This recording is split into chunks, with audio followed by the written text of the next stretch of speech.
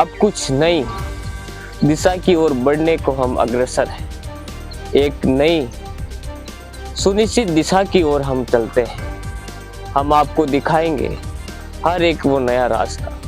भीलवाड़ा से हम निकलेंगे एक नया निखार लेकर। शुरुआत ऐसी जो लोगों को जागरूक भी करे। धरातल की हर वो रिपोर्ट जो हम आपको दिखाएंगे, जनता की आवाज बनकर हम निखर के आएंगे। कुछ है जो विश्वास दिलाएंगे, समय के साथ समय की बात करने का एक नया आयाम स्थापित करेंगे।